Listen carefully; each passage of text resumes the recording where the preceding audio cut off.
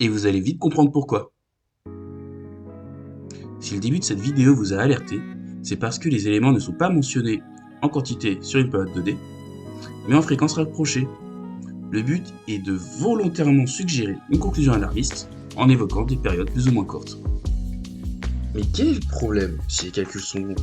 C'est pas normal qu'une telle chose se passe toutes les heures. Très bonne question. Mais auriez-vous réagi de la même manière si j'avais juste annoncé 4500 signalements sur la dernière année scolaire, sans aucun contexte? J'imagine que non. Mais quel est le rapport? On y arrive. Ces signalements ont été enregistrés entre septembre 2023 et fin mars 2024, soit environ 5000 heures. Vous voyez où je veux en venir? Ah mais oui!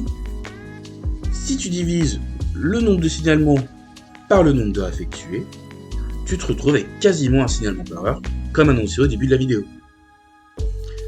Ah en effet, c'est tout de suite moins impressionnant dit comme ça.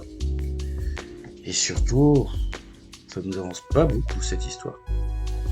D'où le besoin de toujours poser le contexte. Quand on sait qu'il y avait plus de 12 millions d'élèves sur la dernière année scolaire, on réalise que la formation donnée en début de vidéo avait pour but d'exagérer l'ampleur du phénomène dénoncé.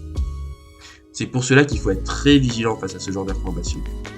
C'est certes très efficace pour attirer l'attention sur une cause ou sur un combat, mais par contre, c'est très malhonnête dans le cadre d'un débat ou d'une analyse statistique.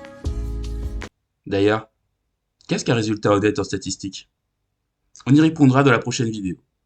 En tout cas, merci de m'avoir suivi jusque-là et n'hésitez pas à vous abonner si la vidéo vous a plu. À bientôt!